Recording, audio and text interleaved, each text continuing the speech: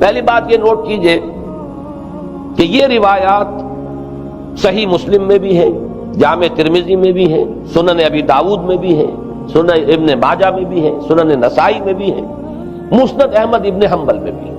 یعنی یوں سمجھیے کہ صرف بخاری کو چھوڑ کر باقی صحاح ستہ کی تمام کتابوں میں اور بڑے جلیل القدر صحابہ سے یہ روایات ہیں۔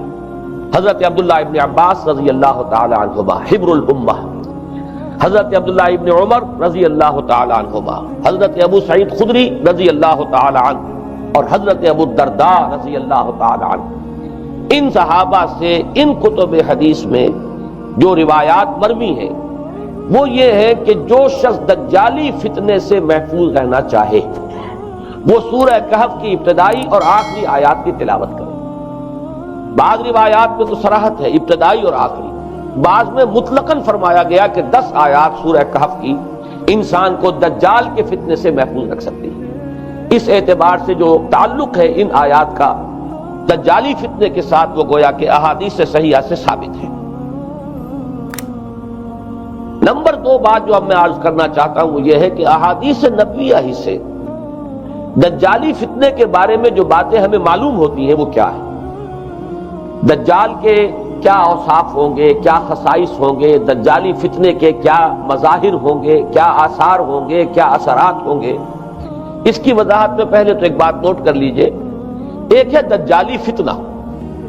ایک ہے ایک شخص معین المسیح الدجال، ان دونوں میں فرق ہے۔ معلوم ایسا ہوتا ہے کہ ایک تو شخص ہوگا جس کا ظہور ہوگا، وہ شخص معین ہوگا، اور اگر احادیث کا تتبع کیا جائے تو معلوم ہوتا ہے کہ وہ یہود کا کوئی بہت بڑا لیڈر ہوگا، اور آخری زمانے میں قریب قیامت کا جو زمانہ ہے، قرب قیامت کا،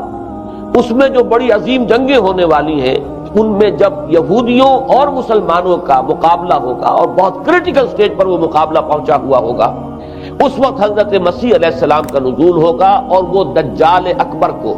یا المسیح الدجال جسے کہا گیا ہے اس کو وہ قتل کریں گے۔ تو المسیح الدجال یہ تو ایک شخص معین ہے، البتہ دجالی فتنہ صرف ایک شخص معین کے ساتھ نہیں متعلق، بلکہ اس کے لیے جو احادیث آئی ہیں ان کا جب ہم تتبع کرتے ہیں، ان سب کو جب جمع کرتے ہیں تو معلوم ہوتا ہے کہ وہ ایک خاص کیفیت ہے، ایک خاص دور میں کچھ ایسی کیفیات پیدا ہو جائیں گی کہ جن کو دجالی فتنے سے تعبیر کیا گیا ہے۔ وہ کیفیات کیا ہیں، میں کچھ احادیث کے حوالے سے وہ میں نوٹ کر کے لایا ہوں، آج آپ کے سامنے رکھ رہا ہوں۔ پہلی بات یہ معلوم ہوتی ہے کہ اس دور میں، اس دجالی فتنے میں، انسان کو جو قواعد طبعیہ ہیں، جو قدرت کی طاقتیں ہیں، کائناتی قوتیں ہیں، ان پر غیر معمولی غلبہ، اختیار حاصل ہو جائے گا، اور وہ دجال متصرف ہوگا ان تمام قواعد طبعیہ پر، بالکل ایسے انداز میں جیسے کبھی انبیاء کرام علیہ السلام کو اللہ تعالیٰ معجزے عطا فرماتا۔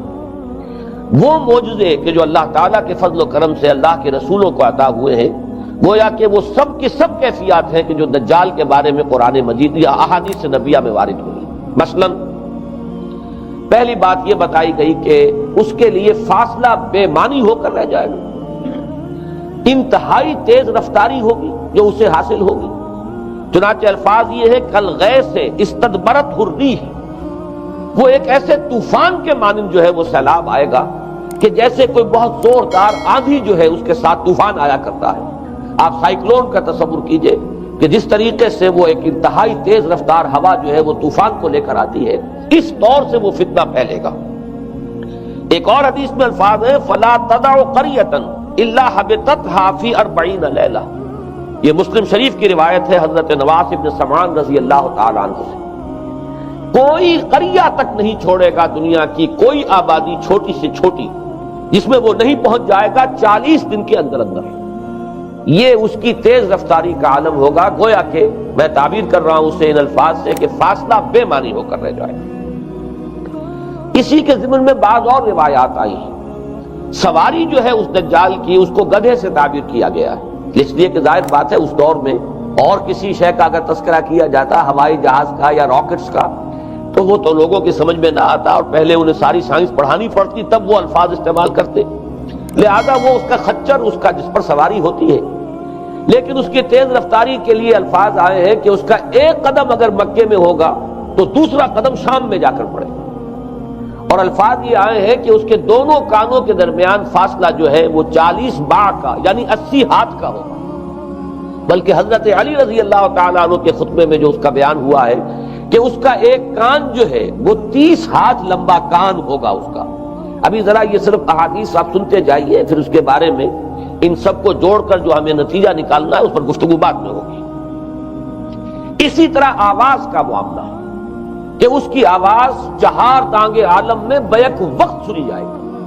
الفاظ یہ ہے ینادی بصوت لہو یسمع لہو ما بین الخافقین،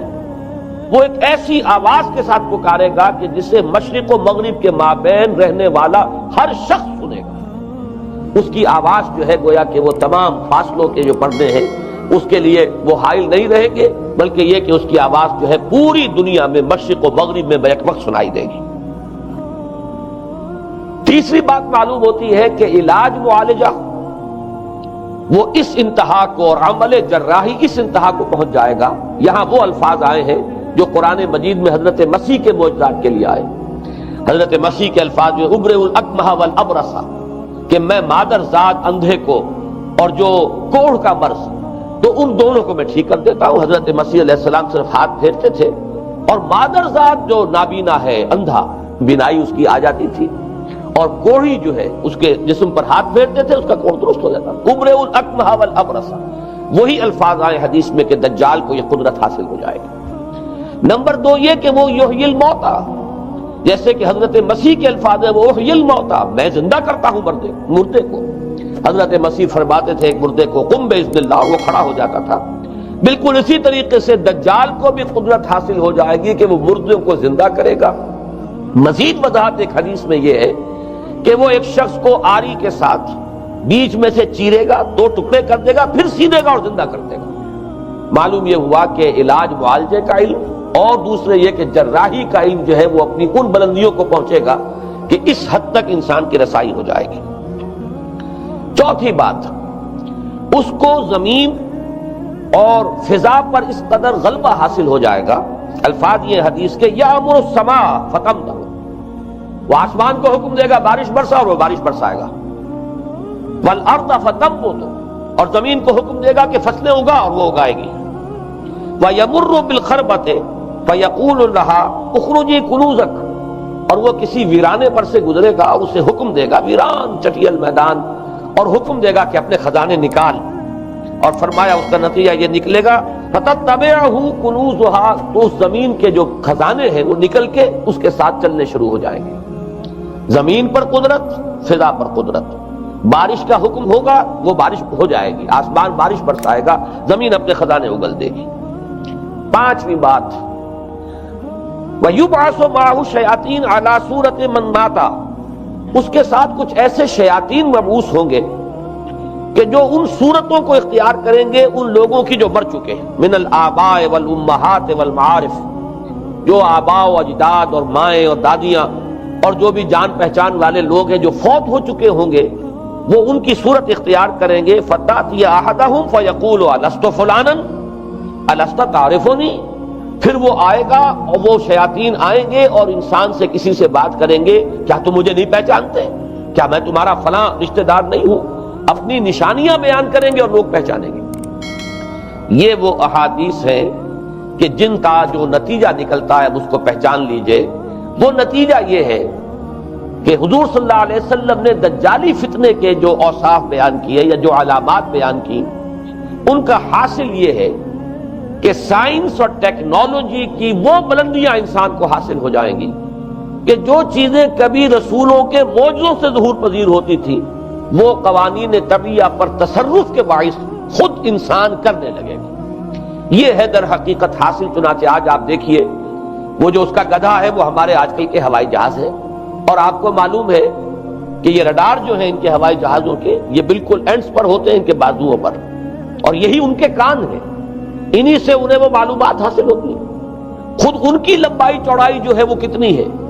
اور پھر یہ کہ ان کے درمیان فصل جو ہے وہ 80 ہاتھ کا یا 40 باع کا وہ موجود ہے،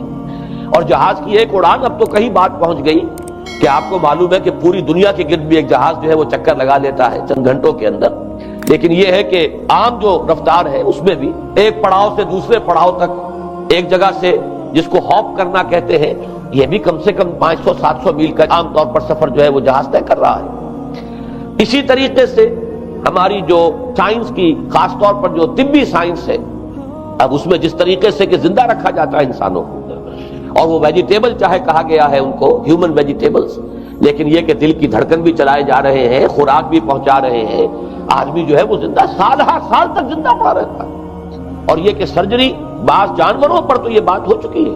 کہ کاٹے گئے ہیں اور پھر ان کو سی دیا گیا ہے، جوڑ دیا گیا ہے۔ یہ تمام جو بھی معجزے ہیں اس وقت سائنس دکھا رہی ہے۔ اسی طرح اگر یہ معجزہ دیکھنا ہو کہ زمین لقدق زمین، جہاں کہیں کوئی آثار نہیں تھے کسی ایک پتے تک کے اگنے کے، اگر وہاں لہلہاتے ہوئے آپ کو چمن دیکھنے ہو تو ویسے سب سے پہلے تو یہ معاملہ ہوا تھا اسرائیل نے جو کر کے دکھایا تھا، لیکن اب تو آپ ابو ظبی چلے جائیے، سعودی عرب میں چلے جائیے۔ سعودی عرب کے اندر حال یہ ہے کہ آپ اگر ہوائی جہاز سے سفر کریں ریاض سے جدہ تک تو آپ کو جگہ جگہ بڑے سرکولر پیچز نظر آئیں گے جہاز سے، نہایت گرین، اور اس کے اندر جو ہے آرٹیفیشل اریگیشن کے ذریعے سے اور بہت عمدہ وہاں کاشت ہو رہی ہے، اور بہت خوبصورت فارمز جو ہے وہ تمام کے تمام سرکولر پیچز، اس لیے کہ جو اریگیشن ہوتی ہے وہ ان ویلز کے ذریعے سے ہوتی ہے کہ جو ایک سرکل میں چلتے ہیں اور پانی کی وہ آرٹیفیشل بارش جو ہے وہ ہوتی رہتی ہے۔ باقی یہ کہ فضا سے آرٹیفیشل رین، یہ تو بہت ہی سادہ سی بات ہے کہ فضا کے اندر ایٹماسفیرک کنڈیشنز کو ذرا تبدیل کیا جائے تو بارش آ جاتی ہے۔ اور باقی رہ گیا آواز کا یہاں سے وہاں جانا، وہ تو آواز ہی نہیں، اب تو آپ صورتیں دیکھ رہے ہیں۔ آپ کو نیو یارک میں بیٹھا ہوا خطاب کرے، آپ پوری دنیا کے اندر جہاں چاہیں وہ آل ورلڈ اینٹینا آپ کے پاس صرف ہونا چاہیے، باقی یہ کہ آپ دنیا کے کسی بھی گوشے میں بیٹھے ہوئے کسی شخص کا خطاب جو وہ سن سکتے ہیں۔ تو معلوم یہ ہوا کہ در حقیقت یہ جو دجالی فتنہ ہے، یہ جس کے اوصاف جو بیان کیے گئے، ابھی میں اس کو لفظ فتنہ سے تعبیر نہیں کر رہا، اسے جس چیز نے فتنہ بنایا وہ ابھی میں آپ سے عرض کروں گا، لیکن یہ جتنے اوصاف حدیث میں آئے ہیں، جتنی صفات بیان ہوئی ہیں، جو کوائف وہاں سامنے آ رہے ہیں، ان سب کا حاصل تو ایک لفظ میں یہ ہے کہ سائنٹیفک ڈیولپمنٹ اور ٹیکنالوجیکل ڈیولپمنٹ وہ اس درجے کی ہو جائے گی کہ قواعد طبیعہ پر، فورسز آف دی نیچر پر انسان کو تصرف اور تسلط حاصل ہو جائے گا، اور وہ انہیں استعمال کرے گا، اور اس طریقے سے اس کے اندر وہ ساری کی ساری کیفیات جیسے کہ آج ہم دیکھ رہے ہیں اپنی نگاہوں کے سامنے وہ پیدا ہو جائیں گی۔ اب سوال یہ ہے کہ اس شے کو فتنہ کس چیز نے بنایا، یہ بات سمجھ لیجیے۔ جہاں تک سائنسی ترقی کا تعلق ہے، تکنیکی ترقی کا تعلق ہے، یہ چیزیں فی الاصل فتنہ نہیں ہے، یہ تو وہ علم آدم الاسماء کلہا کا ظہور ہے۔ اللہ تعالیٰ نے ازل میں حضرت آدم علیہ السلام کو جو صلاحیت عطا فرما دی تھی، یہ ایکسفولیشن ہے اس کا ظہور ہے۔ جیسے کہ آم کی گٹھلی میں آم کا درخت ہے، لیکن ظاہر بات ہے کہ اس کو درخت بننے میں وقت لگتا ہے، پہلے وہ 2 پتے نکلتے ہیں، پھر وہ بڑھتا ہے معاملہ، کئی سال میں جا کر وہ درخت جو ہے وہ جوان ہوگا، وہ پھل دے گا۔ اسی طریقے سے یوں سمجھئے کہ بالقوہ وہ علم حضرت آدم علیہ السلام کو دے دیا گیا، یعنی وہ صلاحیتیں ودیت کر دی گئی، وہ فیکلٹیز، سمع اور بصر اور فؤاد، دیکھو سنو نتیجہ نکالو اور آگے بڑھو۔ آپ نے چیز دیکھی، ایک سنی، نتیجہ نکالا، اس کو نوٹ کیا، آگے بڑھے، پھر کوئی چیز دیکھی، پھر کوئی سنی، اپنے سابق جو نتیجہ آپ نے نکال کر محفوظ کیا تھا اپنی میموری میں، اس کے ساتھ اس کو ٹیلی کیا، کوئی اور نتیجہ نکل آیا اور آگے بڑھے۔ تو یہ تو سٹیپ بائی سٹیپ، قدم بہ قدم انسانی علم آگے بڑھ رہا ہے۔ یہ ہرگز فتنہ نہ ہوتا، میرے الفاظ پر توجہ کیجئے، اگر اس کے ساتھ متوازن طور پر ایمان اور روحانیت کا ارتقا بھی ہوتا رہے،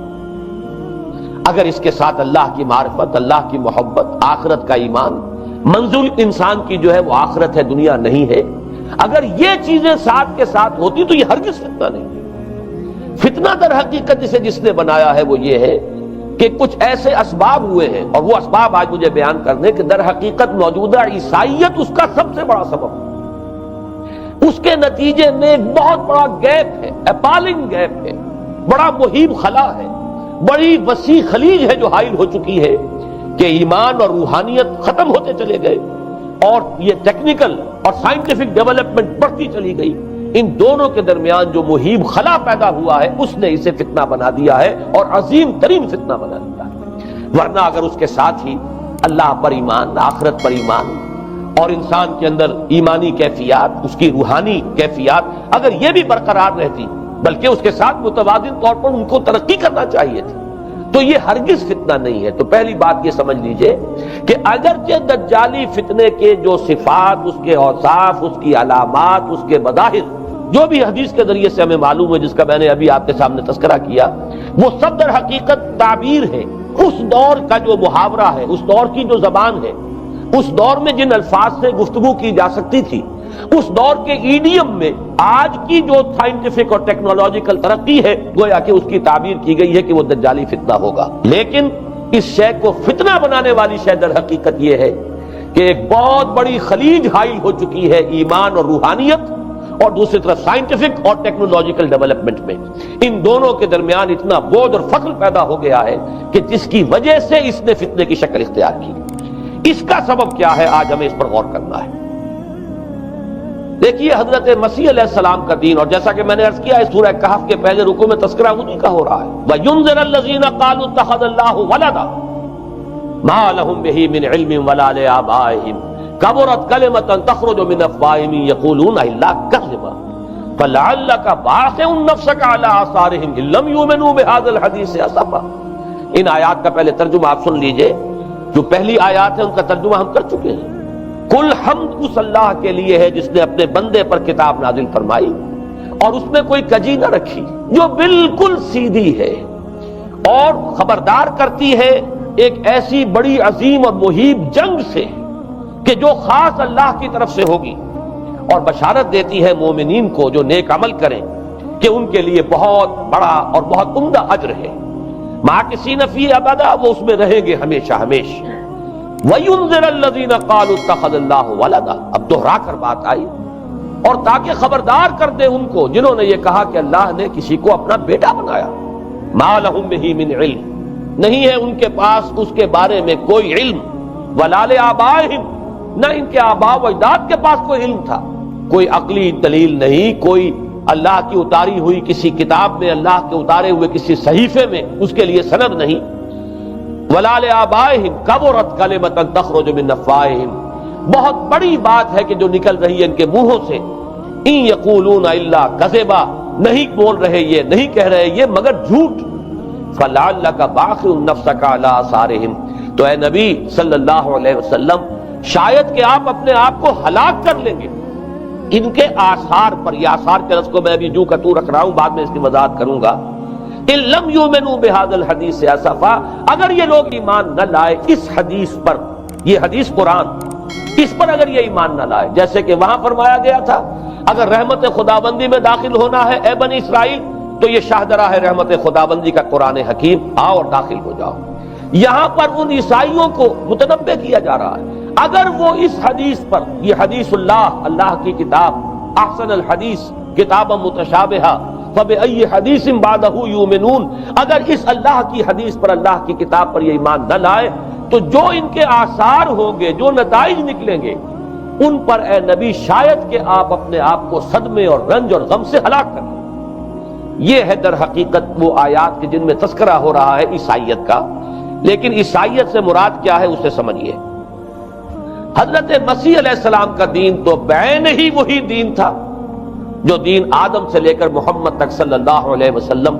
وعلیہم الصلاۃ والسلام جتنے انبیاء آئے ہیں ان کے دین میں کوئی فرق نہیں۔ دین توحید وہی ایمان، البتہ شرائع کے اندر، شریعتوں میں کچھ تفصیلی احکام میں فرق ہوا ہے۔ شریعت موسوی اور شریعت محمدی میں علی صاحب الصلاۃ والسلام تھوڑا تھوڑا فرق ہے، دین ایک ہی ہے۔ شرع لکم من الدین ما وصی بہ نوحا والذی اوحینا الیک وما وصینا بہ ابراہیم وموسیٰ وعیسیٰ، دین میں تو ہم نے وہی شے تمہارے لیے بھی معین کی ہے مسلمانوں، کہ جس کی کہ ہم نے نوح کو وصیت کی تھی اور جس کی کہ ابراہیم کو اور موسیٰ کو اور عیسیٰ کو وصیت کی، دین ایک ہے۔ ان الدین عند اللہ الاسلام، تو دین مسیحی بھی وہی تھا بعین ہی جو دین محمدی ہے اور دین موسوی ہے صلی اللہ علیہ وسلم علیہ الصلوۃ والسلام۔ البتہ حادثہ جو نہایت عظیم پیش آیا ہے اور وہ یہ ہے کہ پال، ساؤل اس کا نام تھا پہلے، جس نے کہ اپنی زندگی میں حضرت مسیح علیہ السلام جب تک موجود تھے دنیا میں شدید انہیں تکلیفیں پہنچائیں، شدید ایذائیں پہنچائیں، ان کی مخالفت پر کمر بستہ رہا، لیکن اس کے بعد جب انہیں اٹھا لیا گیا یا عیسائیوں کے عقیدے کے مطابق وہ سولی دے دیے گئے، اور اس کے بعد ان کا عقیدہ بھی یہ ہے کہ سولی پانے کے بعد پھر وہ زندہ ہو کر آسمان پر چلے گئے، جبکہ ہم یہ سمجھتے ہیں اور ہمارا ایمان ہے کہ انہیں سولی دی نہیں گئی، بلکہ انہیں تو پہلے ہی اٹھا لیا گیا تھا، ان کی جگہ کوئی اور ہے۔ انجیل برنباس نے یہ بات بالکل واضح کر دی کہ در حقیقت وہی حواریین میں سے جس نے کہ غداری کی تھی اور پکڑوایا تھا، مخبری کی تھی، وہی ہے جس کی شکل بنا دی گئی تھی حضرت مسیح علیہ السلام کے جیسی مانند، اور وہ شخص ہے کہ جو سولی چڑھا ہے۔ بہرحال عیسائیت اس وقت کی جو اس کا عقیدہ ہے اور جو ہمارا عقیدہ اور ایمان ہے، ان دونوں کی روح سے حضرت مسیح علیہ السلام آسمان پر اٹھا لیے گئے۔ اس کے بعد اس نے دین مسیحی میں نقب لگانے کے لیے، جو دین مسیح اصل دین اسلام تھا، اس کو کرپٹ کرنے کے لیے، ڈسرپٹ کرنے کے لیے، اس میں نقب لگانے کے لیے اس نے اپنے ایک مکاشفے کا ذکر کیا کہ میں آ رہا تھا سفر میں کہ مجھے حضرت مسیح نظر آئے ہیں آسمانوں میں، اور انہوں نے مجھے کہا ہے کہ اے ساؤل تو مجھے کیوں ستاتا ہے، اور تو اب فلاں جگہ جا اور میرے نام سے نبوت کر۔ اس کے بعد اس نے لبادہ اوڑھا عیسائیت کا، اور اس نے آ کر جس طرح عبداللہ ابن سبا نے محمد الرسول اللہ صلی اللہ علیہ وسلم کے دین میں نقب لگائی، اسی طریقے سے اس شخص نے دین مسیحی میں نقب لگائی۔ فرق یہ ہے کہ دین محمدی صلی اللہ علیہ وسلم چونکہ یہ آخری دین تھا، اب کوئی اور رسول آنے والا نہیں تھا، اللہ تعالیٰ کی طرف سے اس دین کو، اس شریعت کو ایک پروٹیکشن حاصل ہے، لہذا ایک جزو کی حد تک گمراہی جو ہے پھیل سکی، کل پر محیط نہیں ہوئی۔ لیکن بدقسمتی سے دین مسیحی کے بارے میں یہ ہوا کہ کچھ عرصے تک تو کشمکش رہی ہے۔ اصل دین مسیحی پر بھی جو کاربند لوگ تھے اور جو اس کے اوپر مستقیم رہے، وہ قائم کچھ عرصے تک رہے ہیں، لیکن ہوتے ہوتے تقریباً اس دور تک آ کر جب کہ حضور کی بعثت ہوئی ہے، اصل دین مسیحی کے ماننے والے تقریباً ختم ہو چکے تھے، شاذ لوگ رہ گئے تھے، اور ان میں بھی یہ جرت نہیں تھی کہ اپنے اصل دین کا وہ اظہار کر سکے، بلکہ ہوتے ہوتے ان 600 سالوں کے اندر یہ ہوا کہ وہی پالزم جو ہے در حقیقت اس نے ہی مسیحیت کی شکل اختیار کر لی۔ یہ پالزم جو ہے یہ ہے در حقیقت، یوں سمجھیے کہ ادیان عالم کی تاریخ میں سب سے زیادہ گمراہ کن مذہب، جس کا رد عمل پیدا ہوا ہے یورپ میں، جس نے کہ اس دجالی فتنے کی شکل اختیار کی ہے۔ میں یہ چاہتا ہوں کہ اس کے ضمن میں چند باتیں آج آپ کے سامنے رکھوں۔ پال نے جو دین مسیحی میں یا دین اسلام میں جو صحیح دین ہے اللہ کا، اس میں 3 تبدیلیاں بنیادی کی۔ سب سے پہلا تو وہی جو قرآن کہہ رہا ہے، الذین قالوا اتخذ اللہ ولدا، مسیح کو، حضرت مسیح علی نبینا علیہ الصلوۃ والسلام، انہیں خدا کا بیٹا قرار دیا گیا۔ اور اس میں بھی نوٹ کیجئے، بیٹے کے لیے عربی زبان میں 2 لفظ ہیں، ابن اور ولد۔ ابن کا لفظ ذو معنیین ہے، 2 معنی ہے اس کے۔ ابن بیٹے کو بھی کہتے ہیں، اور ابن کا کوئی معنوی تعلق بھی ہو سکتا ہے، صرف بیٹا نہیں۔ ابن السبیل مسافر کو کہتے ہیں، راستے کا بیٹا، یعنی چونکہ راستے کے ساتھ اس کا ایک تعلق ہے، راستہ چل رہا ہے، وہ تو ابن السبیل ہے۔ ابن الوقت، وقت کا بیٹا، وہ وقت کا بیٹا اس معنی میں نہیں ہے، بلکہ یہ ہے کہ جو ہر وقت جو ہے حالات کے مطابق گرگٹ کی طرح اپنا رنگ بدلتا چلا جائے، چلو تم ادھر کو ہوا ہو جدھر کی، وہ ابن الوقت ہے۔ تو ابن الوقت اسی طریقے سے جو میں نے دوسری مثال دی ہے، ان کو اگر آپ سامنے رکھیں گے تو معلوم یہ ہوا کہ ابن کے تو دونوں معنی ہو سکتے ہیں، لیکن ولد یہ بالکل مخصوص ہے اولاد کے معنی میں۔ ولد یہ تو گویا کہ صلبی اولاد۔ اور عیسائیت وہ ہے مذہب کہ جس نے کہ بدترین شرک کی صورت اختیار کی ہے، اور ان کے ہاں عقیدے میں یہ الفاظ ہیں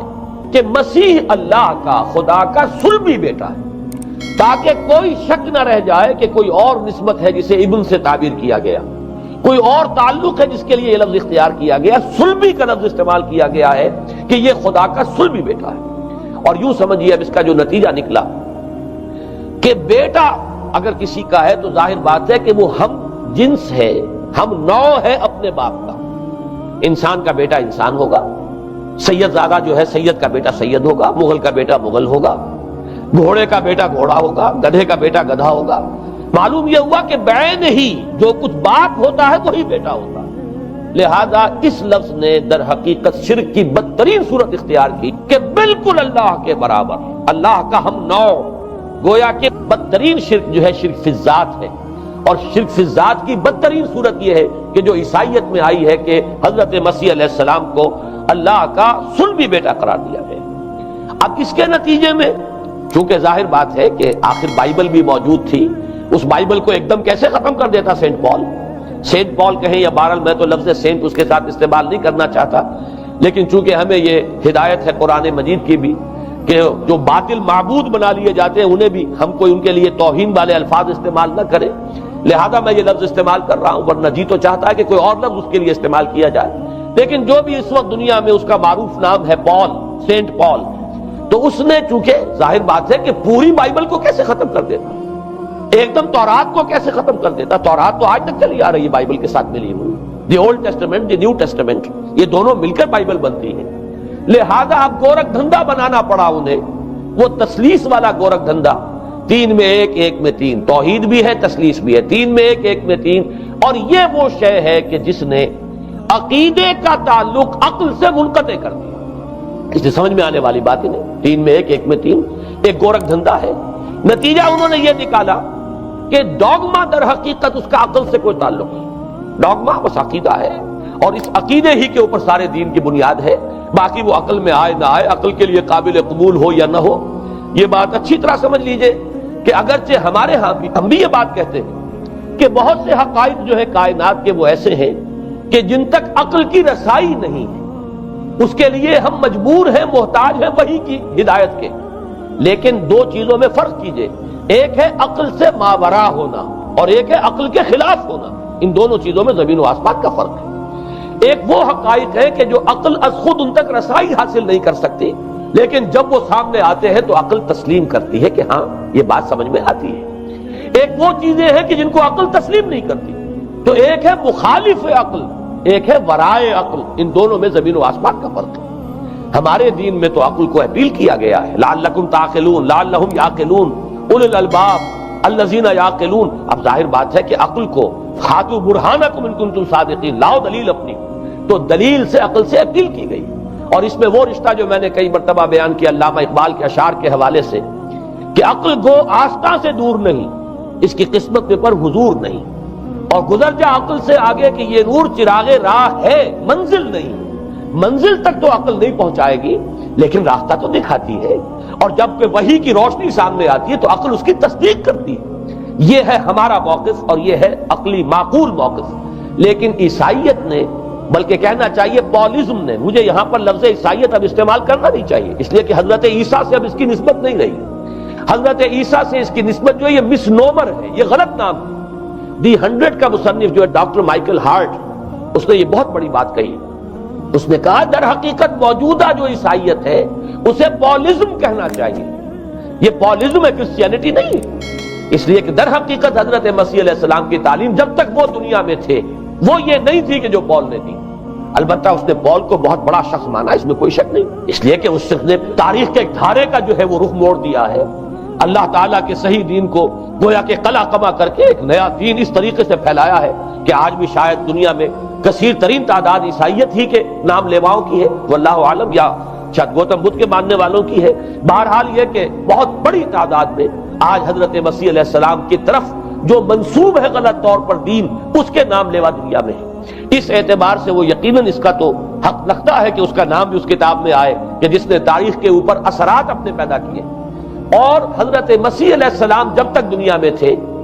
عیسائیت کی حقیقت بنی اسرائیل یا یہودیت کے ایک فرقے سے زیادہ نہیں تھی، ڈیٹیچ نہیں ہوا تھا یہ دین حضرت موسیٰ علیہ السلام کے دین سے، لیکن یہ کہ پال نے اسے بالکل ایک مستقل بذات ایک جدا گانا دین کی شکل دے دی ہے، تو یہ پالزم ہے۔ پالزم نے در حقیقت سب سے پہلا کام یہ کیا کہ عقل سے بالکل تعلق منقطع کر دیا۔ عقیدہ، ڈوگما، ڈوگما جو ہے وہ خلاف عقل، جو بات عقل میں آئے نہ آئے بس ماننی۔ تو پہلی تو یوں سمجھیے کہ نقب جو لگی ہے دین کے اندر وہ اس تسلیس کے حوالے سے، اور تسلیس کا گورکھ دھندا خلاف عقل، لہذا ڈوگما کی جو کا لفظ جو استعمال ہوا ہے کہ بس اس کو تو ہم مانیں گے چاہے وہ عقل کے لیے قابل قبول ہو چاہے نہ ہو۔ دوسرا، اس سے بھی زیادہ آپ دیکھیے ایک سے ایک بڑھ کر اینٹ رکھی جا رہی ہے، خشت اول چونے حد میں مار کر تاثریہ امیر ود دیوار پہ۔ دوسرا، کفارے کا عقیدہ جو مبنی ہے صلیب کے عقیدے پر۔ مسیح نے انتہائی ذلت کی موت، یعنی صلیب کی موت جو ہے وہ خود کہتے ہیں کہ انتہائی ذلت کی موت ہے۔ یہ ذلت کی موت کا پیالہ اس لیے پیا تاکہ اس کے ماننے والوں کی طرف سے کفارہ ادا ہو جائے۔ مسیح کفارہ ادا کر چکا ہے، اب جو شخص بھی مسیح کو مان لے گا اس کی گویا کہ نجات ہو گئی، اس کا عمل سے کوئی تعلق، عمل ہو نہ ہو، بد کردار ہو، اچھا کردار والا ہو، نیک ہو، بھلا ہو، جیسا بھی ہو، برا ہو، بدماش ہو، لچا ہو، لفنگا ہو، مسیح کو مان لے، صرف ماننے پر، اس لیے کہ مسیح تو اس کی طرف سے کفارہ پیش کر چکا، سارے گناہوں کا کفارہ جو ہے مسیح نے انتہائی ذلت آمیز موت جو ہے قبول کر کے گویا کہ اپنے ماننے والوں کے تمام گناہوں کا کفارہ دے دیا۔ یہ دوسرا عقیدہ، اس کا نتیجہ کیا نکلا؟ تثلیث نے عقل سے تعلق توڑ دیا تھا مذہب کا، اس نے عمل سے تعلق توڑ دیا۔ ڈوگما ہی ڈوگما ہے، نہ عقل سے کوئی تعلق نہ عمل سے کوئی تعلق، کوئی تعلق نہیں رہا۔ دین کی جڑیں جو ہے دونوں اعتبار سے، دین تو نام ان دو چیزوں کا، الا الذین آمنوا وعملوا الصالحات، دونوں کی گویا کہ جڑیں منہدم ہو گئیں، بنیادیں منہدم ہو گئیں، جڑیں کاٹ دی گئیں کہ نہ اس کا تعلق عقل کے ساتھ ہے نہ عمل کے ساتھ۔ تیسری بات آئی ہے، اس نے کہا شریعت منسوخ۔ یہ عجیب ہے، دیکھیے، جسے آئرنی آف فیٹ کہتے ہیں انگریزی زبان میں۔ ابھی تک بائبل کے اندر سینٹ میتھیو کے جو روایت ہے، متی کی انجیل جسے کہا جاتا ہے، gospel of the Lord according to Saint Matthew, اس میں جو سرمن آف دی ماؤنٹ ہے، ایک واعظ ہونے کے اعتبار سے واقعتاً میں اس کی عظمت کا بڑا قائل ہوں، عظیم ترین واعظ ہے دنیا کا۔ اس کے شروع میں یہ الفاظ موجود ہیں، don't think I have come to destroy law, ہرگز یہ نہ سمجھنا کہ میں شریعت کو ختم کرنے آیا۔ وہ یہ کہہ کر گئے تھے کہ شریعت موسوی تم پر لاگو رہے گی، عائد رہے گی، لیکن پال نے تیسرا نقب لگایا، شریعت ساقط کر دی۔ اس کی ضرورت کیوں محسوس ہوئی یہ بھی سمجھ لیجئے۔ حضرت مسیح یہ کہہ کر گئے تھے کہ میں صرف بنی اسرائیل کے لیے آیا ہوں، میں اسرائیل کے گھرانے کی کھوئی ہوئی بھیڑوں کی تلاش میں آیا ہوں۔ انجیل میں یہ الفاظ آج بھی موجود۔ حضرت مسیح نے اپنے حواریین کو جب بھیجا ہے کہ اب جاؤ تبلیغ کرو میری طرف سے، اس کی ہدایتوں میں ایک ہدایت یہ بھی ہے کہ تمہیں صرف اسرائیلیوں تک تبلیغ کرنی ہے، باہر نہیں، میں صرف اسرائیلیوں کی طرف رسول بنا کر بھیجا گیا ہوں۔ یہ الفاظ بھی موجود ہیں، اگرچہ اس وقت کے انجیل میں جو الفاظ ہیں وہ تو میں سمجھتا ہوں کہ حضرت مسیح علیہ السلام کے شایان شان نہیں ہے، وہاں کوئی نہ کوئی تحریف ہوئی ہے لفظی، اس لیے کہ وہاں تشبیہ یہ دی گئی ہے کہ کوئی اپنے بچے کے حصے کی روٹی جو ہے کتے کے آگے نہیں ڈالتا۔ گویا کہ جینٹائل جو ہیں، غیر بنی اسرائیلی، انہیں اس جملے کی روح سے انہیں کتوں سے تشبیہ دی جا رہی ہے کہ میرے پاس میرے بچوں کے حصے کی روٹی ہے، میرے بچے ہیں اسرائیلی، میری روٹی جو ہے یہ جو میرے پاس ہے وہ اسرائیلیوں کے لیے ہے، کوئی اپنے بچوں کے حصے کی روٹی کتے کو نہیں کھلاتا۔ یہ جملہ تو میں سمجھتا ہوں حضرت مسیح کا نہیں ہو سکتا، لیکن یہ ہدایت کہ تمہیں تبلیغ صرف اسرائیلیوں میں کرنی ہے، یہ قرآن مجید کی روح سے ثابت ہے، اس لیے کہ قرآن بھی یہ کہتا ہے کہ رسولاً الی بنی اسرائیل، حضرت مسیح علیہ السلام رسول بنا کر بھیجے گئے تھے بنی اسرائیل کی طرف، اس لیے کہ وہ یوں سمجھیے کہ جسے ہمارے ہاں عام اصطلاحات میں علماء کہا کرتے ہیں تاج و تخت ختم نبوت، وہ تاج و تخت ختم نبوت تو ابھی منتظر تھا محمد الرسول اللہ صلی اللہ علیہ وسلم کی آمد کا، کہ وہی آئیں گے تو انہی کی بعثت ہوگی پوری نوع انسانی کی طرف۔ آپ سے پہلے کسی رسول کی بعثت پوری نوع انسانی کی طرف نہیں ہوئی بشمول حضرت مسیح علیہ السلام۔ ہر جو ہے رسول جو آیا ہے آپ سے پہلے اپنی اپنی قوموں کی طرف آیا ہے، لیکن اس پال نے کیا کیا؟ پہلے تو یہ اصول توڑا، ہم اس دین مسیحی کی یا جو پالزم ہے اس کی اب تبلیغ کریں گے غیر اسرائیلیوں میں بھی۔ وہاں انہیں دقت پیش آئی، شریعت موسوی بڑی بھاری شریعت ہے، اب وہ بھاری شریعت جو ہے اس کو قبول کرنا تو لوگوں کے لیے آسان نہیں ہے۔ انہوں نے یہ کیا کہ یہ شریعت تم پر ساقط، شریعت کا بوجھ تم پر نہیں، برڈن آف لا یہ تمہارے لیے نہیں ہے۔ اور میں یہاں مثال دے دینا چاہتا ہوں، بین ہی تاریخ نے اپنے آپ کو دہرایا ہے۔ عبداللہ ابن سبا نے جو فتنہ شروع کیا تھا ہمارے ہاں، ہماری تاریخ میں جو اس کے اثرات پھر پیدا ہوئے ہیں، ان میں سے ایک جو ہے وہ شکل وہ اسماعیلیت والی ہے، کہ اسماعیلیت نے بھی بعین ہی یہی شکل اختیار کی ہے۔ ہندوستان میں آ کر جب اسماعیلی داعیوں نے جب تبلیغ کی ہے تو شریعت ساقط کر دی تھی۔ آج آپ کو جو اسماعیلی ملیں گے ان کے ہاں کوئی شریعت نہیں ہے، کوئی نماز نہیں، مسجد ان کی ہوتی نہیں، جماعت خانہ ہوتا ہے، وہ کلب گھر ہے،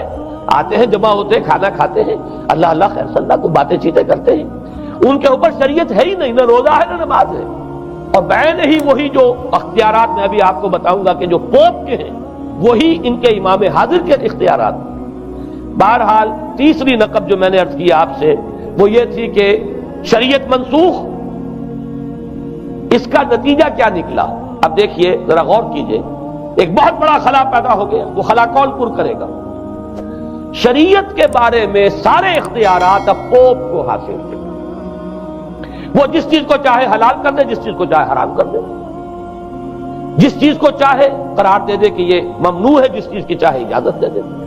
اس لیے کہ اب شریعت تو رہی نہیں، خلا ہے، اس میں سوالات تو پیدا ہو گئے، یہ کام کیا جائے یا نہ کیا جائے، کون کرے گا؟ تو جب شریعت ختم ہوئی تو سارا اختیار پوپ کے ہاتھ میں آ گیا ہے۔ یہ میں بعد میں ذرا اور تفصیل سے بتاؤں گا کہ کیسے کیسے اختیارات پھر مذہبی طبقے کے ہاتھ میں آئے ہیں۔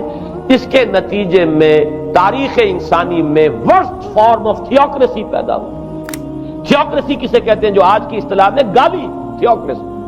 قائد اعظم کے جملے آپ نے کئی پڑھے ہوں گے، اسلام میں کوئی تھیوکریسی نہیں، مذہبی طبقے کی حکومت نہیں ہے اسلام میں، اور 100% درست ہے۔ تھیوکریسی کہتے ہیں ایک مذہبی حلقے کی، مذہبی طبقے کی حکومت، اس کے ہاتھ میں اختیارات آ جائیں، اور قرآن مجید میں اسی وجہ سے ان کے اوپر الزام لگایا گیا اتخذوا احبارهم ورهبانهم اربابا من دون اللہ، انہوں نے اپنے علماء اور صوفیوں کو اللہ کے سوا اپنے معبود بنا لیا۔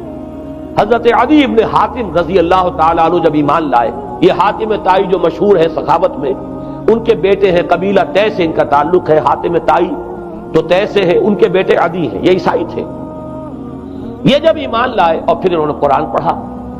تو انہیں ایک اشکال ہوا کہ قرآن مجید میں تو ہم پر الزام لگایا گیا ہے کہ اتخذوا احبارهم ورهبانهم اربابا من دون اللہ، تو عرض کیا انہوں نے، ڈرتے ڈرتے عرض کیا ہوگا حضور کی خدمت میں کہ حضور یہ بات تو کوئی درست نہیں معلوم ہوتی، ہم نے تو کبھی اپنے علماء اور رہبان کو خدا نہیں سمجھا، وہ اس مغالطے میں تھے کہ جب تک سجدہ نہ کیا جائے شاید خدا نہیں مانا گیا۔ حضور نے پوچھا کیا ایسا نہیں ہے کہ جس چیز کو وہ حلال کہتے ہیں تم حلال مان لیتے ہو، جس چیز کو حرام کہتے ہیں حرام مان لیتے ہو؟ جی ہاں یہ تو ہے، یہی تو فرمایا اربابا من دون اللہ ہے۔ تحلیل و تحریم کا اختیار صرف اللہ کے ہاتھ میں، یا اللہ کے نمائندے کی حیثیت سے اس کے رسول کے پاس ہے جس کو وحی آتی ہے، اس کے بعد کسی کو اختیار نہیں ہے۔ اجتہاد کر سکتا ہے لیکن اجتہاد کے لیے دلیل دینی ہوگی، نص سے، کتاب اللہ سے کوئی دلیل لاؤ، سنت رسول اللہ سے کوئی دلیل لاؤ، استنباط کرو، عقل سے بات کرو، لیکن یہ ہے کہ تحلیل و تحریم یہ خدائی اختیار ہے، اللہ کے ہاتھ میں اس کا اختیار ہے، اور اللہ کے نمائندے کی حیثیت سے زیادہ یہ اللہ کے رسولوں کے ہاتھ میں اختیار آتا ہے، اس کے علاوہ کسی کے لیے نہیں۔ کسی اور کے لیے یہ مان لیا گیا تبھی تو ان کو خدا بنا لیا گیا۔ اسی معنی میں آج کی جمہوریت جو ہے وہ بدترین شرک ہے کہ یہاں یہ تسلیم کیا جاتا ہے کہ سوورنٹی جو ہے وہ عوام کی ہے، سوورنٹی آف دی پیپل۔ کیا معنی ہے کہ عوام کے نمائندے جو چاہیں قانون بنا دیں، جس چیز کو چاہیں حلال ٹھہرائیں، جس چیز کو چاہیں حرام ٹھہرائیں، ان کے پاس حلت و حرمت کے جو پورے اختیارات ہیں ان کے پاس آ گئے۔ یہی تو خدائی مقام ہے، خدا کا مقام دے دیا گیا، اس سے بڑا شرک کیا ہوگا؟ در حقیقت حاکمیت غیر اللہ اس دور کا سب سے بڑا شرک ہے۔ تو وہاں یہ حق جو ہے دے دیا گیا علماء کے ایک طبقے کو، پوپ کو، تو گویا کہ تاریخ انسانی کی بدترین تھیوکریسی، بدترین مذہبی استبدادی حکومت قائم ہوئی ہے یورپ میں۔ اس کے حوالے سے میں کچھ تاریخی حوالے بھی اب آپ کے سامنے رکھوں۔ دیکھیے جب تک پال نے یہ کام شروع کیا ہے تو تقریباً 3 صدیوں تک تو یہ صرف ایک مذہبی تبلیغ کا کام ہوا ہے۔ انہوں نے کوششیں کی، محنتیں کی، پیغام پہنچایا، اور جیسا کہ میں عرض کر چکا ہوں اس وقت تک گڈمٹ تھے، پال کے ماننے والے بھی تھے اور حضرت مسیح کے جو اصل صحابہ تھے جو ان کے حواریین تھے ان کے ماننے والے بھی تھے، لہذا کشمکش ان کے اندر بھی چل رہی تھی۔ لیکن ظاہر بات ہے کہ حضرت مسیح کے اصل حواریین وہ تو اول تو یہ کہ اپنی گفتگو رکھ رہے تھے محدود بنی اسرائیل تک، نمبر 2 یہ کہ انہوں نے تو شریعت کو ساقط نہیں مانا۔ جنگل کی آگ کی طرح جو مسیحیت پھیلی ہے وہ پالزم والی مسیحیت ہے، اس لیے کہ اس میں تو کوئی شریعت کا کوئی بوجھ نہیں، کوئی حلال نہیں، کوئی حرام نہیں، کوئی نماز نہیں، کوئی روزہ نہیں، لہذا یہ تیزی کے ساتھ پھیلی اور 300 برس تک تو ایک کشمکش جو ہے جاری رہی۔ انہوں نے تبلیغیں کی، مصائب جھیلے، کشمکش اندر بھی چلی باہر بھی چلی۔ لیکن اس کے بعد قیصر روم کانسٹنٹائن، قسطنطین جسے کہتے ہیں، جس کا یہ قسطنطنیہ ہے، کانسٹنٹائن، اس نے یہ محسوس کیا بالکل اکبر کی طرح،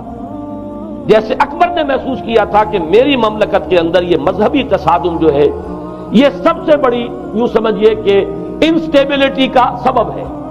لہذا ان تمام مذہبوں کو ایک ہاون دستے میں ڈال کے کوٹ پیس کر ایک بناؤ۔ وہ جو دین اکبری یا دین الہی جو اس نے کیا تھا اس سیاسی مصلحت کی وجہ سے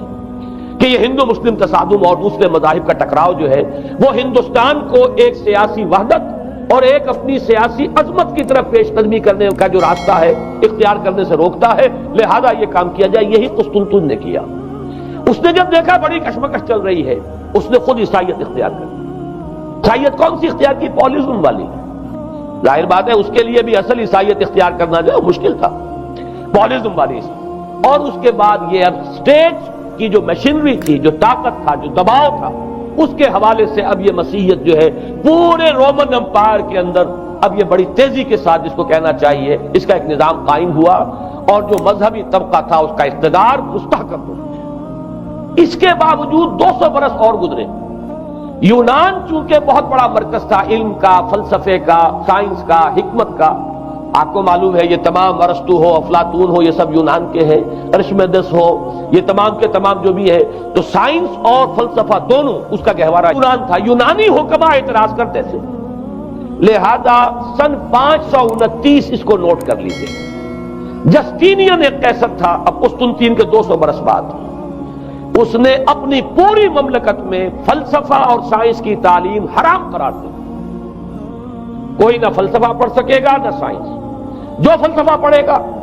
اس کو مرتد قرار دے دیا جائے گا اور زندہ آگ میں جلا دیا جائے گا۔ انکوزیشن کورٹس قائم ہوئی،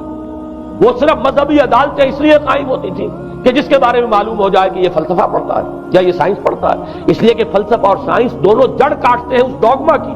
وہ ڈوگما جو پالیزم والا ڈوگما ہے، اس کی جڑ کھودنے والی ہے دونوں چیزیں، اور چونکہ وہ دونوں عقل کو اپیل کرتی ہیں، یہ ڈوگما عقل کے متضاد ہے، لہذا مذہب کا تحفظ اسی طرح ہو سکتا ہے کہ اب ان دونوں کو بالکل ممنوع قرار دے دیا جائے۔ یوں سمجھیے کہ تقریباً 1000 برس تک یورپ میں، چونکہ سب سے بڑی امپائر یہی تھی، یورپ میں فلسفہ اور حکمت اور یہ سائنس کی تعلیم ممنوع رہی۔ یہ ہے در حقیقت سب سے پہلا کام جو جسٹینین نے کیا 529 میں۔ اس کے بعد آگے چل کر پوپ کا جو اقتدار ہے وہ اتنا زبردست بنا ہے، پوپ کو اختیار حاصل ہو گیا جس چیز کو چاہے وہ قانون کا درجہ دے دے، اس لیے کہ شریعت تو ہے نہیں، خلا پوپ کون کرے گا؟ پوپ کو کرے گا۔ پوپ کو اختیار حاصل ہو گیا، وہ جس کے گناہ چاہے معاف کر دے۔ اب دیکھیے اگرچہ ویسے تو گناہ پہلے ہی معاف ہو گئے کہ جس نے مسیح کو مان لیا گناہ تو معاف ہو گئے اگلے پچھلے سب، لیکن یہ کہ پھر بھی ایک خلش رہ جاتی ہے انسان کے دل میں، کیونکہ ایک اخلاقی حص انسان کے اندر اللہ نے پیدا کی ہوئی ہے۔ جب کوئی شخص کرتا ہے، کوئی بدکاری کرتا ہے، کوئی چوری کرتا ہے، ڈاکہ ڈالتا ہے، تو وہ جو ایک کانشنس ہے، وہ جو پرک کرتا ہے، اس کو بھی ختم کرنے کے لیے اگر پوپ یا کارڈینل یا اس کے کسی نمائندے کے سامنے جا کر اعتراف گناہ کر لو اور کچھ اس کی مٹھی گرم کرو، کچھ ہدیہ پیش کرو، تو توبہ نامہ، معافی نامہ تمہیں دے دیا جائے گا، اور وہ جو چیز ہے وہ تمہارے لیے سند ہے کہ کوئی تم سے باز پرس تمہارے گناہ کی نہیں ہو سکے۔ پھر ان کی قیمتیں تھی، ان کے لیے بڑی بڑی جو ہے ہدیے مقرر کیے گئے تھے۔ تیسری چیز بائبل کا اول تو یہ کہ مفہوم جو ہے وہ کوئی سند نہیں ہے، اس لیے کہ بائبل ہانٹ کر رہی تھی نا، اولڈ ٹیسٹمنٹ بھی ہے، یہ حضرت مسیح کی یہ 4 انجیلیں بھی ہیں، یہ تعلیم کچھ اور ہے، لہذا بائبل جو ہے وہ سند نہیں ہے، سند پوپ کا جو ہے فرمان وہ سند ہے۔ بائبل کی شرح کرنے کی، بائبل کی طرف سے کوئی دلیل لانے کی کسی کو کوئی حق حاصل نہیں۔ یہ جبر تھا، یہ تشدد تھا یورپ میں، یہ وہ دور تھا جب کہ اسلام پھیل رہا تھا۔ میں نے اس لیے آپ سے کہا تھا، نوٹ کرایا آپ کو، 529 میں جسٹینین کا یہ فرمان ہے، 571 میں حضور کی ولادت ہو رہی ہے، وہی صدی ہے، اور 630 کے آس پاس، بلکہ 629 کے آس پاس سلطنت روما کے ساتھ مسلمانوں کا ٹکراؤ شروع ہوا ہے۔ تو یہ تاریخی ان کو ریلیشن جو ہے ذہن میں رکھیے۔ جس وقت مسلمان آئے اور 200-300 برس جو ان کے عروج کے ہیں، اس وقت آپ کو معلوم ہے کہ تقریباً 6 صدیاں ہو چکی تھی کہ یورپ بالکل جس کو کہا جاتا ہے ڈارک ایجز، انتہائی تاریخی مذہبی جبر اور استبداد، اس کے سوا کچھ نہیں۔ اور وہ ملاؤں کی حکومت جسے آپ کہیں گے، جسے آج کل کی اصطلاح میں کہا جائے گا، وہ جس کو چاہے جو چاہے سزا دے دے، پوپ کو اختیار حاصل ہے۔ کسی کے بارے میں ذرا جیسے بعض اوقات خبریں سچی ہیں یا جھوٹی، لیکن میں مثال دے رہا ہوں جیسے خبریں آتی رہی ہیں ایران کے بارے میں کہ کہیں اگر معلوم ہو گیا تو پاسداران انقلاب پہنچے اور سمری ٹرائل اور فوراً ختم کیا آدمی کو، اس قسم سے انکوزیشن رپورٹس جو ہیں وہ کورٹس وہاں قائم ہوئی، اور یوں سمجھیے کہ لاکھوں افراد تحت کیے گئے، زندہ جلائے گئے۔ لیکن اس کے بعد جب عالم اسلام میں وہ روشنی پھیلی، اور خاص طور پر بنو عباس کے زمانے میں، اب بھاگ بھاگ کر وہاں جو بھی تھے فلسفے کے اور سائنس کے کوئی دلچسپی رکھنے والے، وہ بھاگ کر عالم اسلام میں آ گئے۔ یہاں اب وہ کتابیں جو ہیں ان کے ترجمے ہوئے، خاص طور پر مامون اور ہارون الرشید کے زمانے کے اندر یہ علم جو ہے ہندوستان سے بھی لیا، یونان سے بھی لیا مسلمانوں نے، اور اس کے بعد یہ غرناطہ اور قرطبہ کی یونیورسٹیوں کے ذریعے سے اس علم نے پینیٹریٹ کیا ہے دوبارہ یورپ میں۔ دیکھیے سرکل کیسے بنا ہے۔ یونان کا علم آیا ہے پہلے عالم اسلام میں، مڈل ایسٹ میں، اور پھر ادھر سے ہو کر چکر کھا کر اور اسپین کی یونیورسٹیوں کے ذریعے سے یورپ میں انٹروڈیوس ہوا ہے۔ اس وقت پھر اصلاح مذہب کی تحریک شروع ہوئی، اور ساتھ ہی تحریک احیاء العلوم رینیسانس، اس کے نتیجے میں وہاں بیداری پیدا ہوئی۔ لیکن یہ بیداری اب آپ نوٹ کر لیجئے، ایک تو پروٹیسٹنٹ مذہب پیدا ہوا، اور کئی سو برس تک تصادم رہا کیتھولکس کے اندر اور پروٹیسٹنٹس میں۔ پورے اسلام کی تاریخ میں کبھی اتنے خونی فسادات نہیں ہوئے ہیں، کبھی بھی شیعہ سنی فساد بھی کبھی اتنا نہیں ہوا جتنا کہ کئی سو برس تک رومن کیتھولکس اور پروٹیسٹنٹس کے مابین یورپ میں ہوتا رہا ہے۔ بلکہ اس میں تو ایسے ایسے واقعات آتے ہیں کہ لگ بھگ 10 لاکھ افراد جو ہیں وہ ختم ہوئے ہیں۔ یہ آپس کا تصادم جو تھا، پروٹیسٹنٹ مذہب جو پیدا ہوا اصلاح مذہب کی تحریک کے ذریعے سے، اور وہ رومن کیتھولک پاپائیت والا نظام، ان کے درمیان جو تصادم ہوا، 10 لاکھ کی تعداد بتائی جاتی ہے کہ آدمی مارے گئے۔ بلکہ فرانس کا ایک شہر ہے، وہاں تو 19 دن تک مسلسل قتل عام کیا گیا پروٹیسٹنٹس کا، اور وہاں حاملہ عورتوں کے جو ہے پیٹ چاک کر کے بچے نکال کر ان کو بھی جو ہے ختم کیا گیا ہے۔ یہ سارا ظلم جو ہے وہاں ہوا ہے، تصادم ہوا ہے۔ اس کے نتیجے میں آپ خود سوچئے کہ کس قدر نفرت پیدا ہوئی عوام کے اندر مذہب سے۔ اس کے ساتھ ہی اب وہ علم شروع ہوا، سائنس شروع ہوئی۔ لہذا علم اور سائنس دونوں کی جڑ میں مذہب سے شدید نفرت پیدا ہوئی۔ یہ ہے وہ سبب کہ جس نے یہاں سے راستے علیحدہ کر دیے۔ اور مذہب چونکہ جبر کرتا ہے، مذہب چونکہ عقل کے اوپر بیڑیاں بٹھاتا ہے، پہرے بٹھاتا ہے، بیڑیاں ڈالتا ہے، اور مذہب چونکہ تشدد کرتا ہے، لہذا مذہب کے خلاف ایک نفرت، ایک ریئیکشن، یہ ہے اس ساری سائنسی ارتقاء اور سائنٹیفک اور ٹیکنالوجیکل جو ڈیولپمنٹ ہوئی ہے، اس کی جڑ میں مذہب سے نفرت جو ہے اس کے بیج بو دیے گئے۔ اور یہ 200-250-300 سال میں اب یہ جو تناور درخت بن کر آیا ہے کہ ایک طرف سائنس کی ترقی، ٹیکنالوجی کی ترقی آسمان کو چھو رہی ہے۔ آج انسان چاند کے اوپر تو انسان کے قدم جو ہے پہنچ چکے ہیں، اور آپ کا ایک راکٹ جو ہے وہ پورے تمام سیارے جو ہیں کہ ہمارے سولر سسٹم کے ہیں ان سب کا چکر لگا کر، اور وہ اس سے باہر چلا گیا ہے، خلا کے اندر کہاں گیا کچھ پتا نہیں۔ لیکن یہ کہ تقریباً یوں سمجھیے کہ سن 77 کا چلا ہوا وہ، اور 12 برس تک اس نے سفر طے کیا ہے، کم سے کم سولر سسٹم کا جو ہے اس نے پورا جو ہے احاطہ کیا۔ اور جو میں نے آپ کو وہ احادیث سنائی، ان کے حوالے سے بات کیا سمجھ میں آئی کہ یہ سائنٹیفک، ساری کی ساری سائنٹیفک ڈیولپمنٹ، یہ ٹیکنالوجیکل ڈیولپمنٹ، لیکن چونکہ اس کے ساتھ مذہب کا انکار ہے، خدا پر ایمان نہیں ہے، آخرت کا یقین نہیں ہے، روح کا گویا کہ انکار، روحانیت تو بہت دور کی بات ہے، روح کا بھی انکار۔ نتیجہ یہ ہے کہ ان دونوں چیزوں کے مابین وہ گیپ، جسے میں نے کہا تھا ایپالنگ گیپ، ایک بہت بڑا گیپ ہے جو پیدا ہو چکا ہے۔ اب میں حدیث آپ کو سنا رہا ہوں، بخاری شریف میں جو روایت ہے، حضور نے فرمایا کہ دجال کے ماتھے پر لکھا ہوا ہوگا کافارا، کفر۔ الفاظ یہ ہے انہو مکتوب بین عینیہ، کافارا، علیحدہ علیحدہ، یقرأہ کل مومن کاتب او غیر کاتب، وہ اس طرح نمایاں لکھا ہوا ہوگا کہ ہر شخص اسے پڑھ لے گا، چاہے وہ لکھنے والا ہو چاہے نہ ہو، لکھا پڑھا ہو چاہے نہ ہو۔ یعنی اس تہذیب کی پیشانی پر کفر لکھا ہوا، مذہب سے دشمنی، مذہب سے بوت، مذہب سے دوری، مذہب کی ہر چیز کی نفی۔ آج جو ایک ورلڈ سیویلائزیشن ہے، ایک عالمی تہذیب ہے جس کا کہ غلبہ ہے ہمارے اس پورے گلوب پر،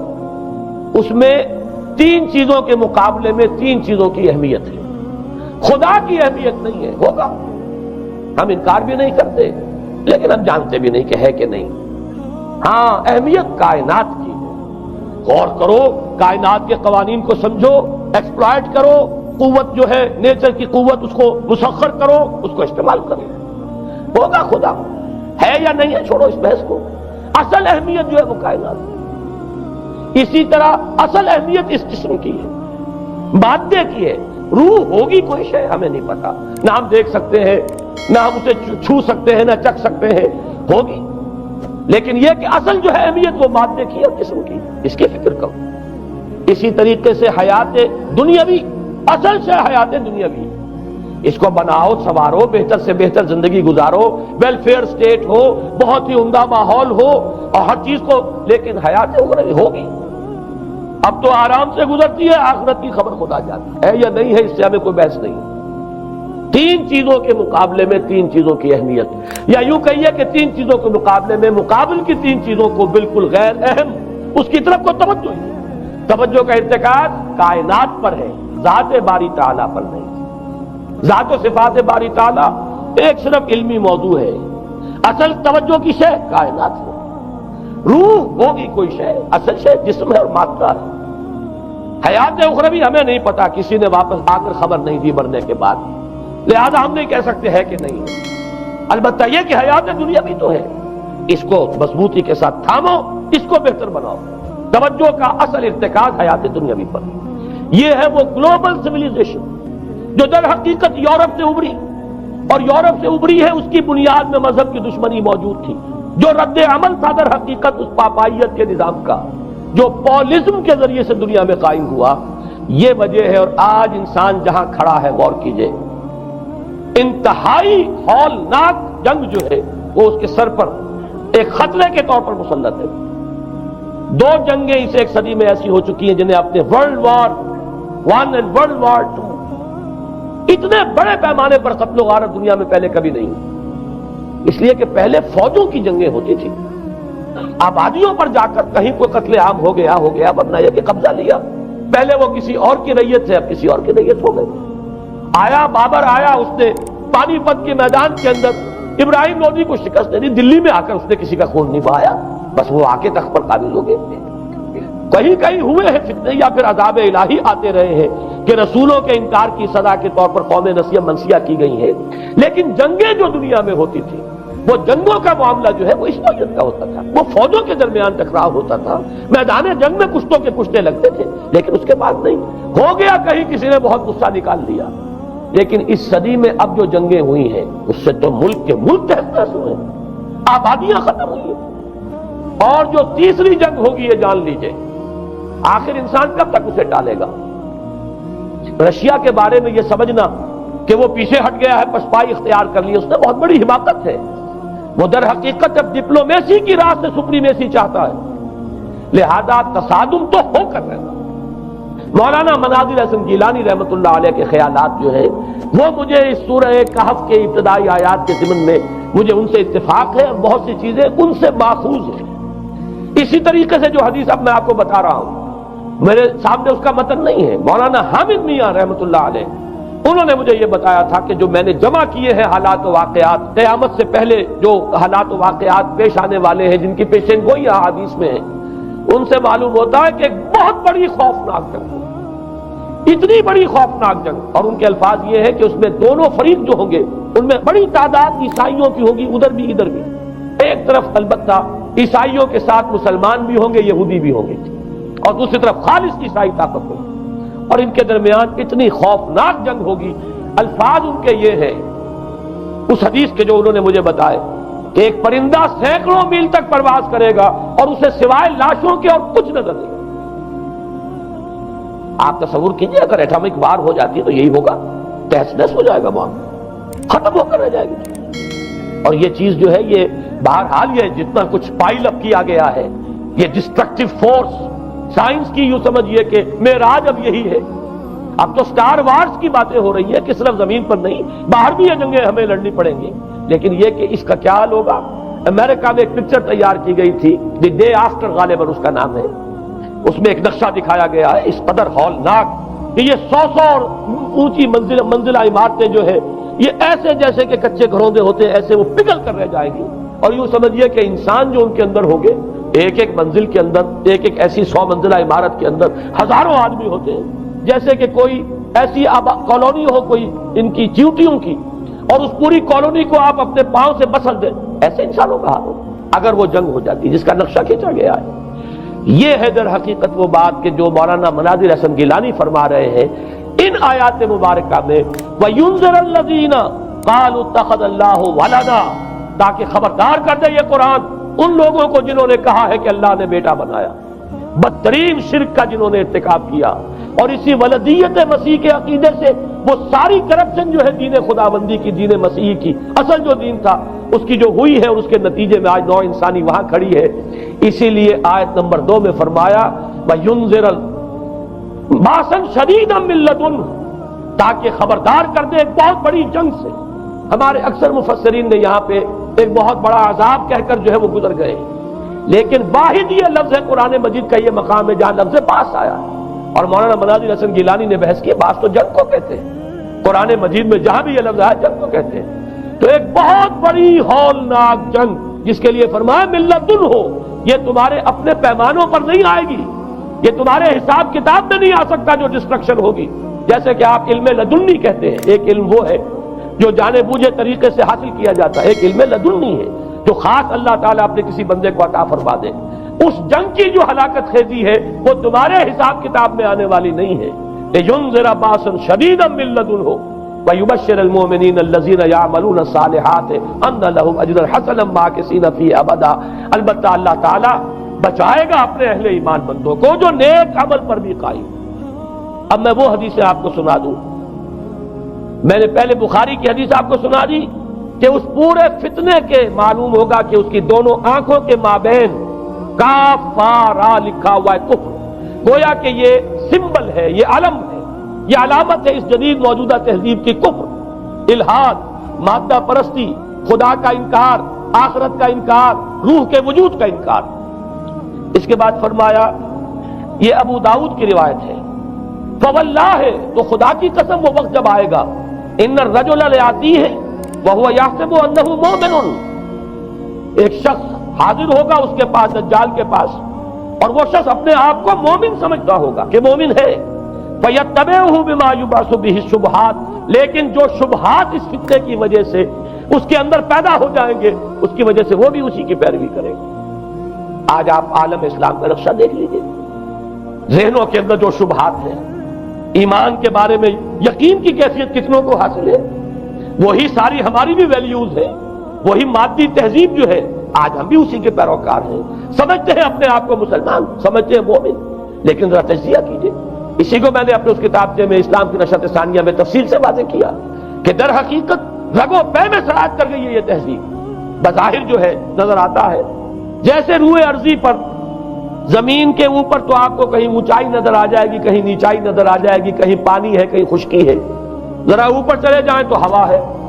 हवा का गिलाफ पूरे कुरे अर्जी को अपने अंदर लिए हुए। यही हाल है हर मुल्क में आप चले जाएं, नीचे के लोगों में कुछ मजहब अदब नजर आ जाएगा थोड़ा बहुत। हिंदुस्तान में भी अगर कोई मंदिरों में जाता तो घटिया आदमी जाते हैं, बेचारे नीच लोग जाते हैं, बड़ा लोग आदमी कोई नहीं जाता। हमारे यहां भी जाके होते हैं मसाजिद में सफारा तो गरीब, पर्दा रखते हैं अगर कोई तुम्हारा तो गरीब। शहरों में एक कारोबारी तबका जरूर ऐसा है जो नमाज रोजे के साथ उसका एक शौक है, लेकिन आप जाके देख लीजिए देहात के अंदर क्या हाल है, तो मालूम यह हुआ कि नीचे तो शायद कुछ ना कुछ फर्क है। अगर आपको हमारी वीडियो अच्छी लगी हो तो हमारे चैनल को सब्सक्राइब जरूर करें। डॉक्टर इसरार अहमद रहमतुल्लाह अलैह की वफात के लिए सूरह फातिहा पढ़कर कमेंट में आमीन लिखें। शुक्रिया।